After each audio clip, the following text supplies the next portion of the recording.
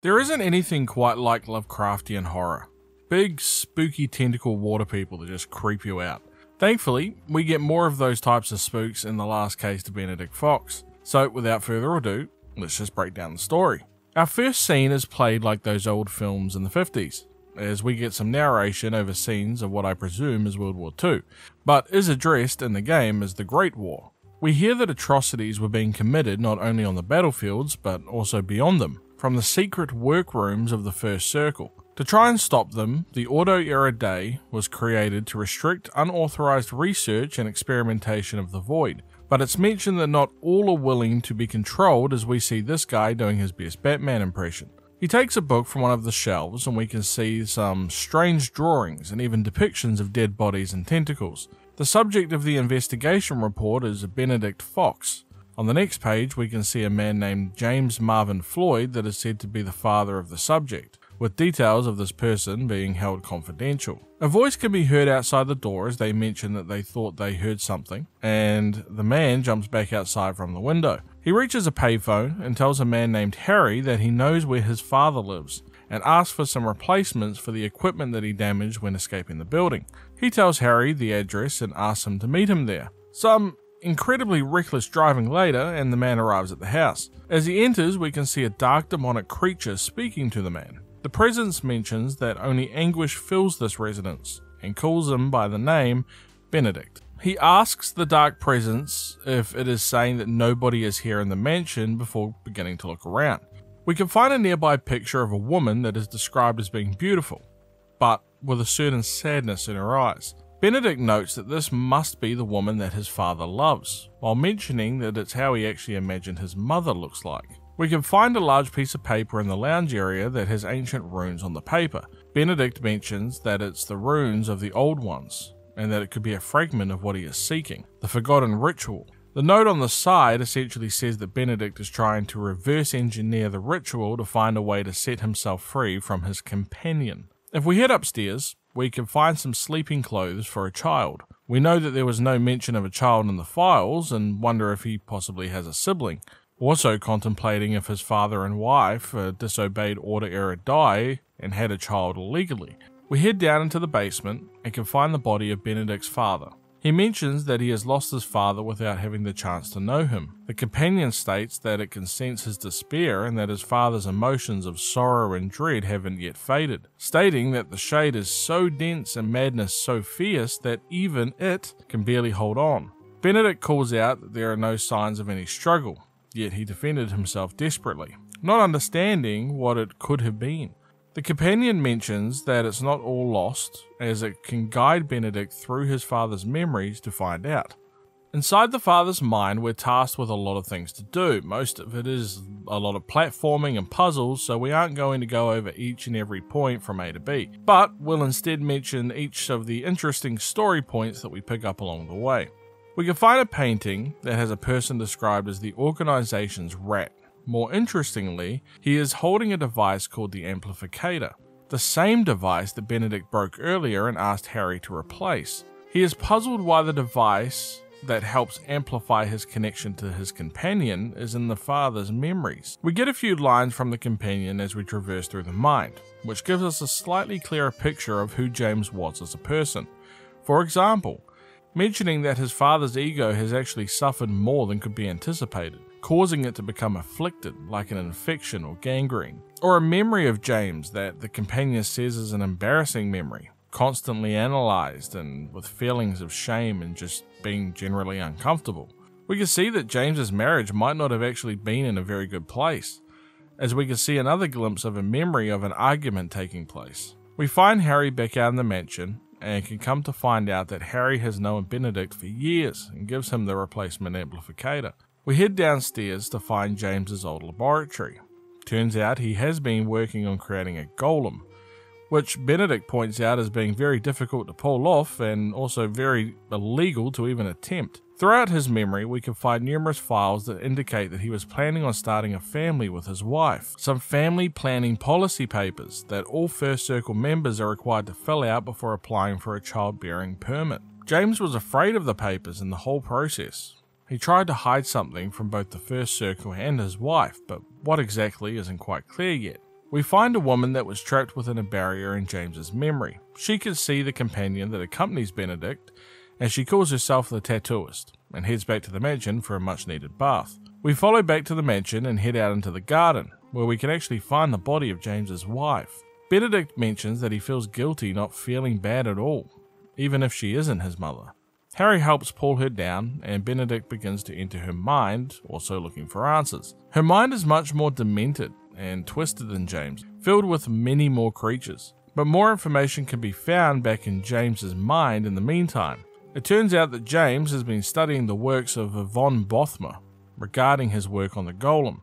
James believes that it becomes more feasible the more the days go by, but has run into similar roadblocks as von Bothmer before him.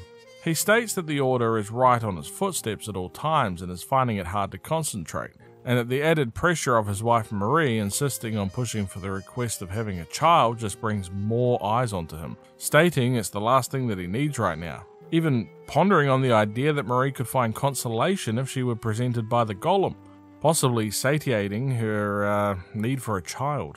We can find a memory in Marie's mind, overwhelmed with loneliness and an overall feeling of betrayal and abandonment. We even have to run from this gigantic boss guy that is the literal embodiment of that very loneliness. Upon going back to the mansion, we realize that a person named Tomas has arrived and introduces himself as the Inquisitor, and a friend of Benedict's father, James. Benedict asks if he is under arrest, which Tomas laughs off, stating that he is here on a private matter and will simply find what he is looking for and then leave, but does state that Benedict is still being pursued.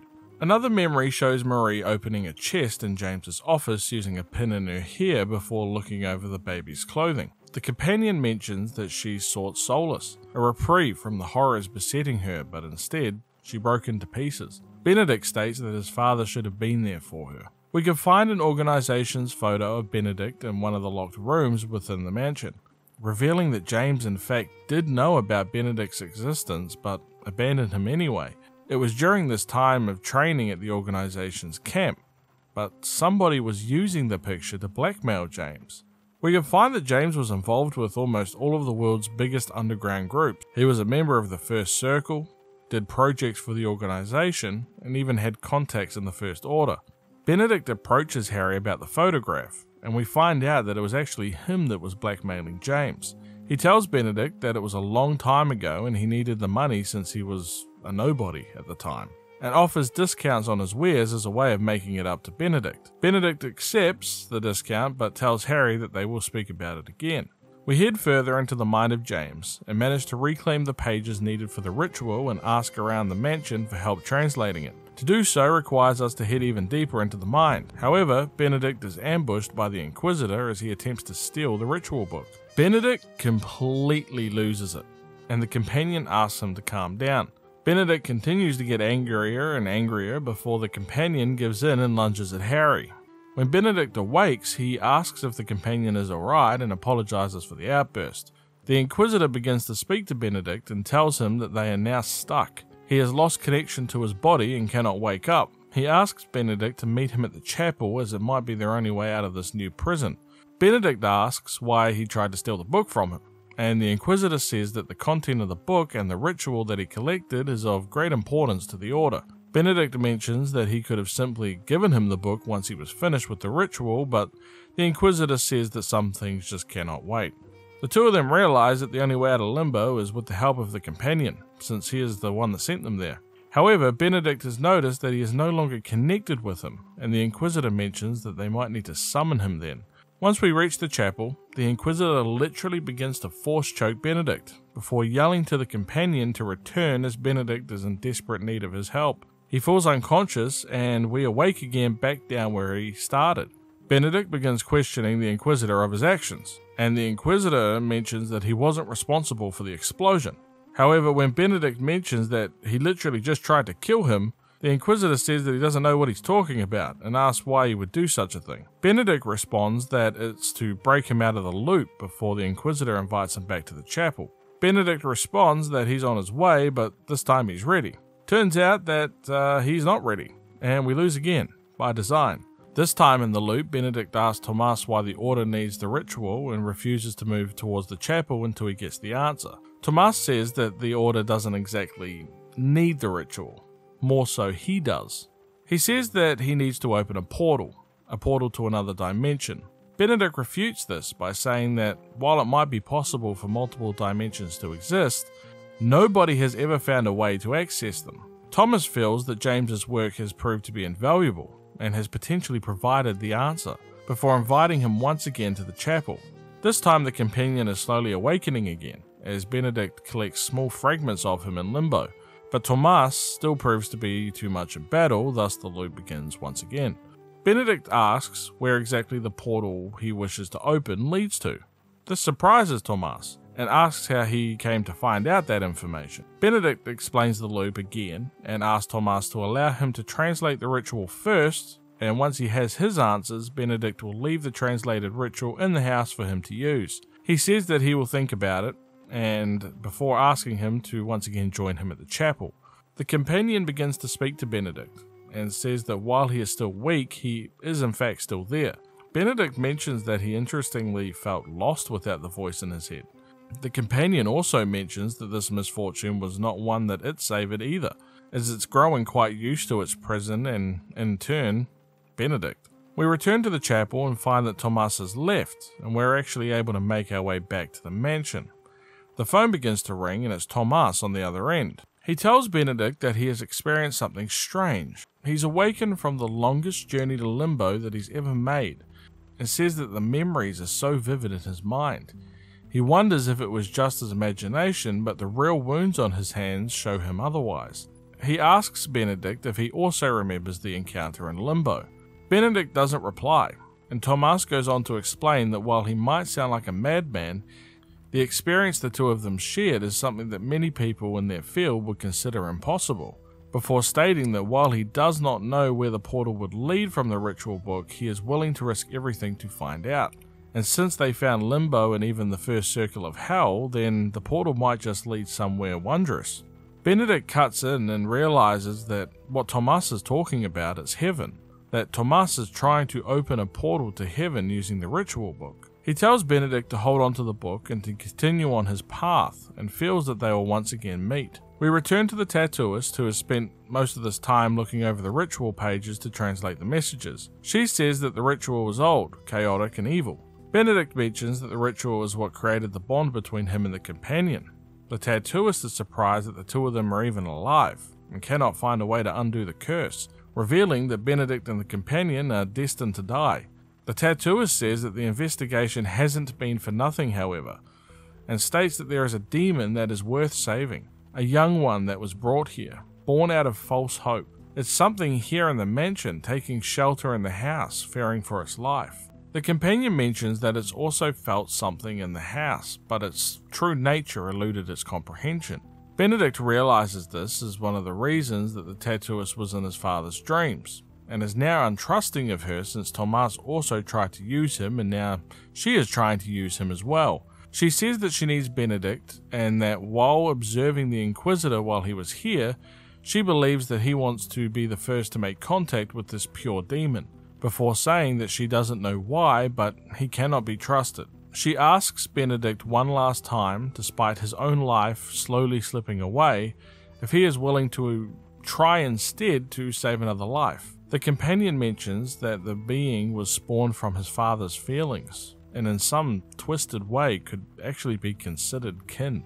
They decide to retrace the steps of the father and Marie to find out more, stating that this will be his last case before his eventual death. We head back into the memory of James to find the answers that we're looking for. We can find his last moments as the companion mentions that the old spider was tangled in his own web, that hurting someone you love can be the greatest torment. This is the reason for his demise. In a way, killed by his own demons.